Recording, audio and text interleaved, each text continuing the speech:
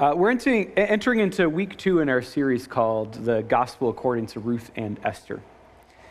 Today we get the second act of a 4-act play that makes up the book of Ruth. Act 1, we learned about a Jew named Naomi who travels to Moab with her husband to find food. There in Moab, her husband sadly dies, and after her 2 sons get married, about 10 years after her husband died, both of her 2 sons die. So she's left with very little in a foreign land, and she sets out for her hometown of Bethlehem. Her 2 daughters-in-law insist on going with her. Naomi is able to convince one of them to return back to her mother's house, but the other, Ruth, will not leave Naomi's side. She's resolved to go with Naomi. She pledges to her, "Your people will be my people, and your God will be my God." The act ends with Naomi calling herself Mara, which means bitter, because she believes that God has abandoned her. She went away full and came back empty, she says. To which Ruth probably says under her breath, "What am I, chopped liver?" Because she did return back with Ruth. The act leaves you with a hint of what is to come. When they arrive in Bethlehem, it was the beginning of the barley harvest, and that is where we pick up. Another long reading, so prepare yourself. Take a comfortable posture and prepare to listen. Ruth 2, beginning in verse 1. Now, Naomi had a kinsman on her side, a prominent rich man in the family of Elimelech, whose name was Boaz. And Ruth, the Moabite, said to Naomi, "Let me go to the field and glean among the ears of grain, behind someone in whose sight I might find favor." She said to her, "Go, my daughter." So she went. She came and gleaned in the field behind the reapers. As it happened, she came to the part of the field belonging to Boaz, who was of the family of Elimelech. Just then, Boaz came from Bethlehem. He said to the reapers, "The Lord be with you." They answered, "The Lord bless you." Then Boaz said to his young man who was in charge of the reapers, "To whom does this young woman belong?" The young man who was in charge of the reapers answered, "She is the young Moabite woman who came back with Naomi from the country of Moab." She said, "Please let me glean and gather among the sheaves behind the reapers." So she came, and she has been on her feet from early this morning until now, without resting even for a moment. Then Boaz said to Ruth, "Now listen, my daughter, do not go to glean in another field or leave this one, but keep close to my young women. Keep your eyes on the field that is being reaped and follow behind them. I have ordered the young men not to bother you. If you get thirsty, go to the vessels and drink from what the young men have drawn." Then she fell prostrate with her face on the ground and said to him, "Why have I found favor in your sight, that you should take notice of me when I am a foreigner?" But Boaz answered her, "All that you have done for your mother-in-law since the death of your husband has been fully told me. How you left your father and mother and your native land and came to the people that you did not know before. May the Lord reward you for your deeds, and may you have a full reward from the Lord, the God of Israel, under whose wings you have come for refuge." Then she said, "May I continue to find favor in your sight, my Lord, for you have comforted me and spoken kindly to your servant, even though I am not one of your servants." At mealtime, Boaz said to her, "Come here and eat some of this bread and dip your morsel in the sour wine." So she sat beside the reapers, and he heaped up for her some parched grain. She ate until she was satisfied, and she had some left over.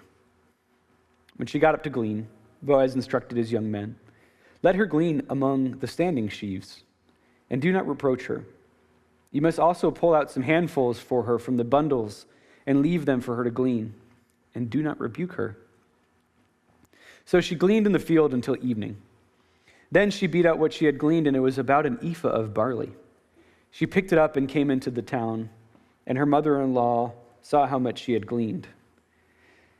Then she took out and gave her what was left over after she herself had been satisfied. Her mother-in-law said to her, "Where did you glean today? And where have you worked? Blessed be the man who took notice of you." So she told her mother-in-law with whom she had been working, saying, "The name of the man with whom I worked today is Boaz." Then Naomi said to her daughter-in-law, "Blessed be he by the Lord, whose kindness has not forsaken the living or the dead." Naomi also said to her, "The man is a relative of ours, one of our nearest kin." Then Ruth the Moabite said, "He even said to me, 'Stay close by my young men until they have finished the harvest.'" Naomi said to Ruth, her daughter-in-law, "It's better, my daughter, that you have to go out with this young woman, and otherwise someone might bother you in another field." So she stayed close to the young women of Boaz, gleaning until the end of the barley and wheat harvest, and she lived with her mother-in-law. The word of the Lord.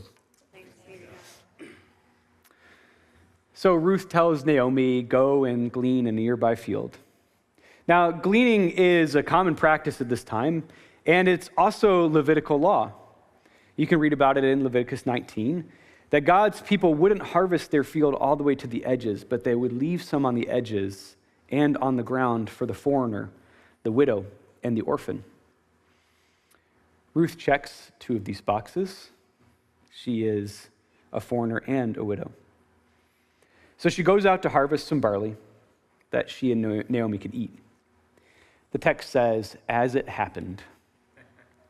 This was the field of a kinsman to Elimelech named Boaz.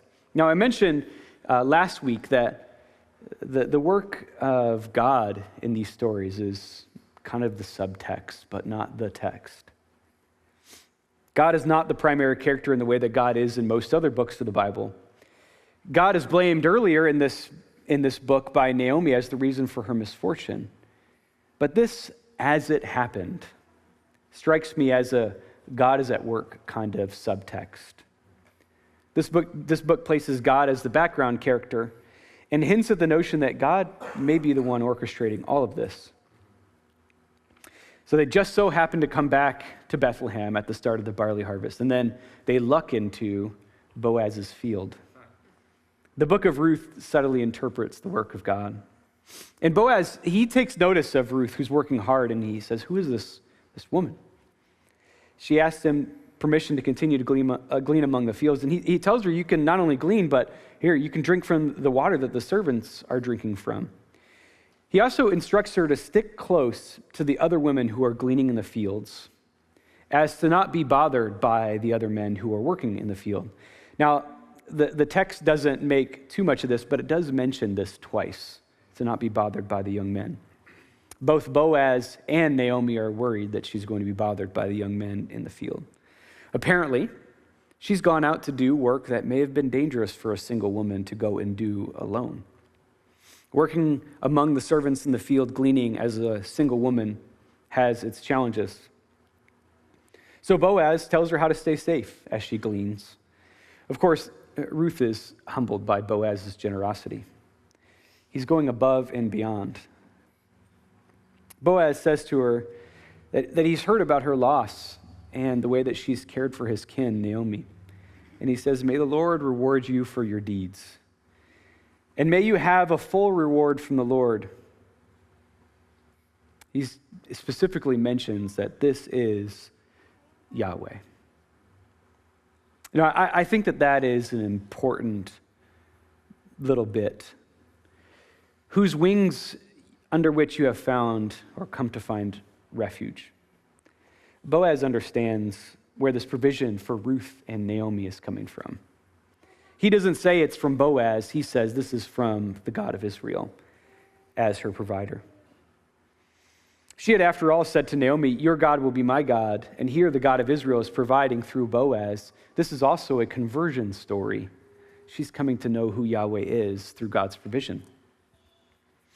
Now, as if letting her glean, giving her safety and water wasn't enough, he invites her in to eat lunch with the servants.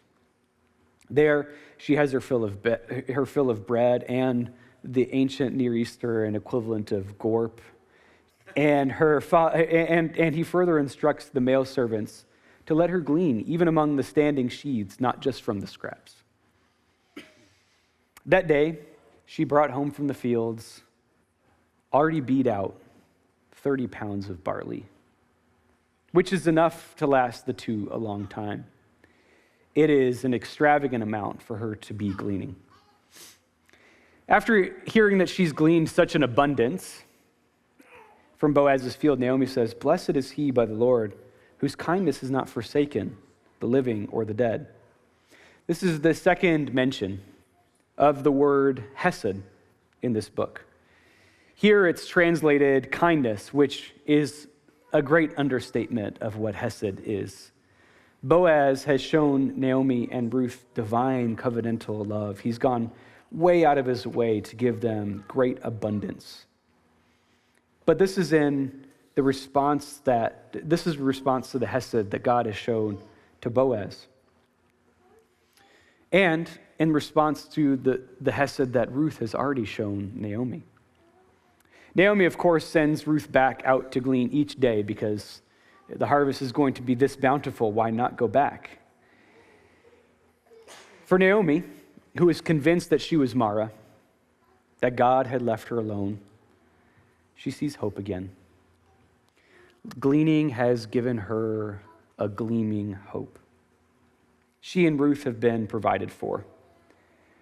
It's amazing what a little bit can do to provide hope and sustenance in hard times.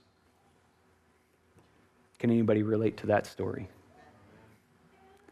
I'm reminded of our reading earlier in the service from Luke, in verse 36. Be merciful just as your Father is merciful. Do not judge and you will not be judged. Do not condemn and you will not be condemned. Forgive and you will be forgiven. Give and it will be given to you. A good measure, pressed down, shaken together, running over will be put into your lap. For the measure you give will be the measure you get back. It seems Naomi and Ruth are receiving a good measure, pressed down and running over for their faithfulness. Ruth has dedicated herself to the hard work of caring for her widowed mother-in-law and is receiving great abundance from God. God's faithfulness is the undertone in this whole story. This may be a part of the story that somebody needs to hear this morning. The story tells us what Jesus says elsewhere. Do not grow weary in doing good. Even in tough times, stay the course, and God will give you what you need and more. I think beyond this, the gospel notion rises to the surface through the generosity of Boaz, who is faithful to God to give out of his abundance. Now, the law does require owners to have some of the harvest left on the margins, and those are some of the laws that made Israel such a distinctive people, that they would provide for the poor and the widowed and the orphan. It was a distinct thing for Yahweh to require in the ancient Near East. The generosity and grace of Boaz goes beyond the law, though, to give her water, to leave standing sheaves for her, to invite her in for lunch, and leave her to even pull from the actual harvest, is an amount of generosity and grace that all is intended, as far as Boaz is concerned, to point you to God, to Yahweh. A Yahweh who is for the care and the prosperity of all people. So in this story, we see God calling for us to give of what little we have in the anticipation that God is going to give back a great measure. And God teaching us to rest, knowing that God is faithful to care for all. The worship team and the prayer is going to come up. The prayer team will be in the back, sorry. This morning, if you're encountering a rough time, maybe you feel like Naomi, maybe you feel like your name should be bitter. Remember that God is working to give to you beyond everything that you need. Or if God has blessed you greatly like Boaz, remember that God is for the prosperity of all people. So, wait, be patient, be faithful. God is going to give you what you need. Give from your abundance or from your little. and it's going to be given back to you in a great measure. God has given us all that we need. God, please teach us to give as you do. Amen.